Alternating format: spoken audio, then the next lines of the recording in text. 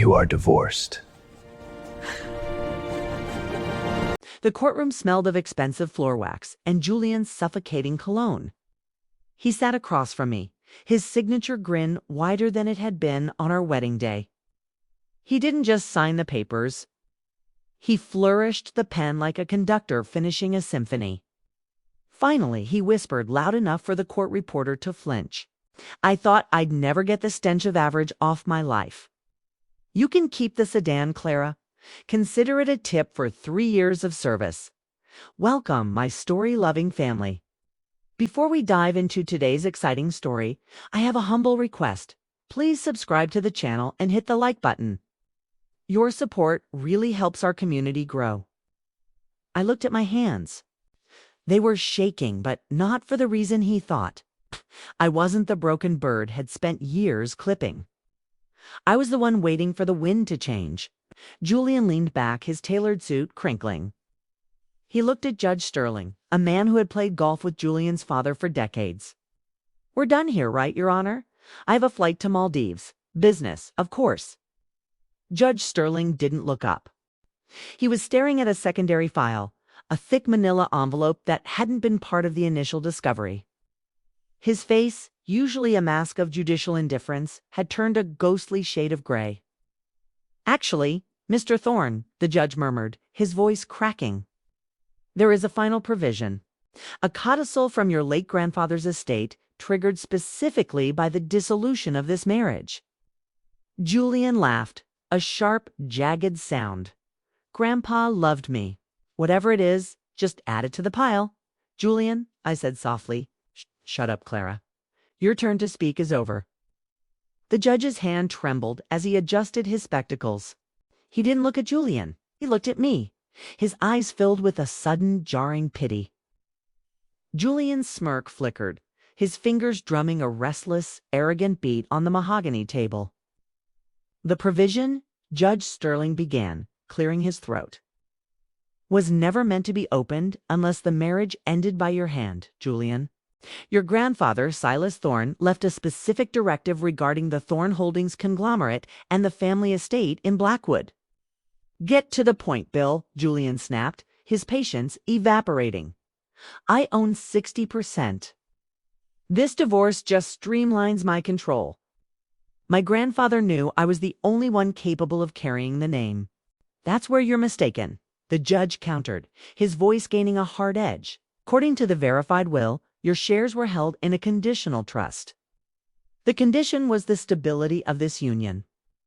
Silas wrote here that if you ever sought to discard your wife for frivolous or cruel reasons, the ownership structure would undergo an immediate, irreversible shift.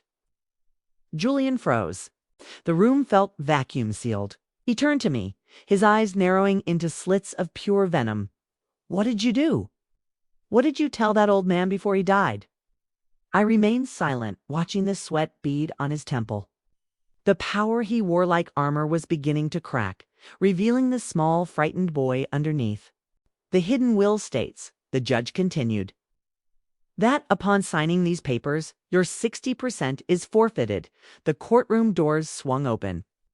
Julian's legal counsel, a man who charged $1,000 an hour to remain silent, suddenly dropped his briefcase. The metallic snap echoed like a gunshot. A tall, silver-haired man entered the room, carrying a briefcase that looked older than Julian himself. It was Arthur Vance, Silas Thorne's private executor, a man Julian thought had retired to Switzerland years ago. The forfeiture isn't just a penalty, Julian, Vance said, his voice cutting through the tension. It is a transfer. Your grandfather didn't trust your character. He trusted your choice in a partner. He saw how you treated Clara when you thought no one was looking.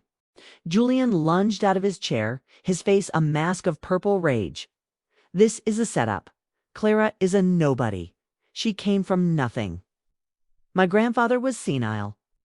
Your grandfather was a strategist, Vance replied calmly, handing a final document to the judge. He knew you would view Clara as an asset to be discarded once you felt powerful enough. He placed the true weight of the Thorne legacy in the hands of the person who actually managed it for the last 3 years. Judge Sterling nodded. Reading the final line aloud, effective immediately, the 60% controlling interest in Thorne Holdings is transferred to Clara Thorne. Mr. Julian E. Thorne is relegated to a minority stakeholder with no voting rights and is hereby evicted from the Blackwood State. Julian's breath hitched. He looked at me, his lip curling. You won't do it? You love me too much? I didn't flinch. I stood up, smoothing my skirt with a calm that seemed to terrify him more than a scream ever could. For years, I had shrunk myself to fit into the corners of his shadow, believing his lie that I was lucky to be there. Now, the shadow was gone, and the light felt blindingly clear. I didn't love you, Julian, I said, my voice steady and cold. I loved the man I hoped you would become, but you spent 3 years proving that man never existed. You thought my silence was weakness. It was actually observation. Julian reached for the divorce papers, his hand shaking so violently he nearly tore the parchment.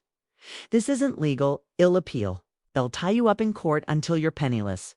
The trust is ironclad, Julian, Arthur Vance interjected, sliding a set of keys across the table toward me. The locks at Blackwood have already been changed. Your personal items are being moved to a storage unit as we speak. You have exactly 30 minutes to vacate this building before your corporate credit cards are deactivated. Julian sank into his chair, the laughter he had arrived with replaced by a hollow, wheezing sound. He looked small. For the first time, the power imbalance had flipped entirely. I picked up the keys, the heavy brass cool against my palm. Cruelty is loud, Julian, I whispered, leaning down so only he could hear. But self-respect is quiet. Enjoy the flight to the Maldives. I hope you've saved enough for the return ticket.